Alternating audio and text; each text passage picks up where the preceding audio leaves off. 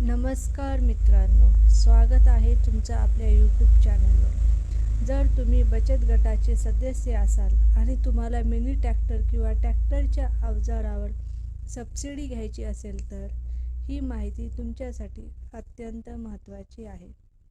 आज आपण जाणून घेणार आहोत ही योजना काय आहे, योजनेचा फायदा कोणाला होणार आहे, अर्ज करण्याची शेवटची तारीख कधी आहे. तर मित्रांनो, ही माहिती शेवटपर्यंत नक्की बघा. सरकारने बचत गटांना प्रोत्साहन देण्यासाठी ही योजना सुरू केली आहे. योजनेद्वारे मिनी ट्रॅक्टर व ट्रॅक्टरसाठी लागणारी अवजारे सबसिडीच्या माध्यमातून उपलब्ध करून दिली जातील. या योजनेचा उद्देश शेतकऱ्यांना शेतीतील आधुनिक साधने उपलब्ध करून देणे आहे. नमस्कार. बचत गट ट्रॅक्टर सबसिडी राज्य शासनाच्या माध्यमातून अनेक महत्त्वाच्या योजना सामाजिक घटकांसाठी राबवल्या जातात. राज्य शासनाच्या सामाजिक न्याय विभाग यात अतिशय महत्त्वाची अशी भूमिका असते. या अनुषंगाने बचत गटांचा विचार केला जातो. तर बचत गटांसाठी की सामाजिक न्याय विभागाच्या माध्यमातून अनेक महत्त्वाच्या योजना राबवल्या जात आहेत. त्यातील एक महत्त्वाची योजना म्हणजे अनुसूचित जाती व नवबौद्ध घटकांच्या स्वयंसहाय्यता बचत गटांनी मिनी ट्रॅक्टर किंवा ट्रॅक्टर चलित अवजारे पुरवण्याची योजना राबवली जात आहे व ही योजना सध्या सुरू आहे. या योजनेअंतर्गत आता सोलापूर जिल्ह्यातील इच्छुक व पात्र स्वयंसहाय्यता बचत गट आहेत त्यांना या योजनेचा लाभ घेण्यासाठी सहाय्यक आयुक्त समाज कल्याण कार्यालय यांच्याकडून आज सादर करण्यात येणार आहेत. बचत गट मिनी ट्रॅक्टर योजना ही अनुसूचित जाती व नवबौद्ध घटकांसाठी स्वयंसहाय्यता बचत गटासाठीच आहे. त्यांच्यासाठी सुरू करण्यात आलेला आहे.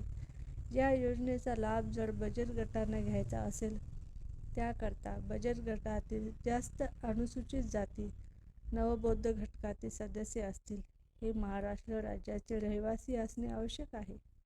या योजनेअंतर्गत महत्त्वाचे म्हणजे जास्तीत जास्त सदस्य अनुसूचित जाती व नवबौद्ध घटकातील असणे गरजेचे आहे.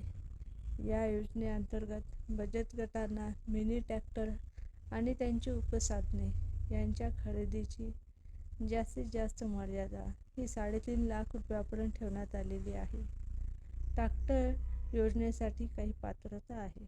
मिनी ट्रॅक्टर योजनेसाठी अर्ज करणारे अर्जदार बचत गटातील सदस्य असायला हवा. तसेच ते महाराष्ट्र राज्याचे मूळ रहिवासी असावेत. बचत गटातील 75% सदस्य अनुसूचित जाती व नवबौद्ध घटकातील असणे आवश्यक आहे. बचत गटाचे अध्यक्ष सचिव हे अनुसूचित जाती किंवा नवबौद्ध घटकातील असावेत.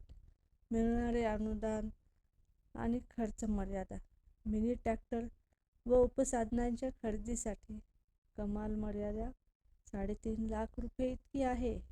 परंतु गटाला खरेदी किमतीच्या 10% रक्कम स्वतः भरावी लागते. उर्वरित 90% रक्कम शासकीय अनुदानाद्वारे देण्यात येईल. आवश्यक कागदपत्रे कोणते लागतील? सर्व सदस्याकडे आधार कार्ड असणे आवश्यक आहे. सर्व सदस्यांचे रेशन कार्ड, सदस्यांचे रहिवासी प्रमाणपत्र, बचत गटाचे राष्ट्रीयकृत बँकेतील खाते पासबुक किंवा त्याची झेरॉक्स. महत्त्वाच्या कोणत्या अटी आहेत? ज्या लाभार्थ्याने पॉवर टिलर आणि मिनी ट्रॅक्टर योजनेचा लाभ घेतलेला आहे अशा व्यक्तींना पुन्हा या योजनेअंतर्गत लाभ दिला जाणार नाही. ज्या स्वयंसहाय्यता बचत गटात योजनेचा लाभ मिळाल्यानंतर दिलेली साधने दुसऱ्या कोणालाही हस्तांतरित करता येणार नाहीत किंवा विकताही येणार नाहीत.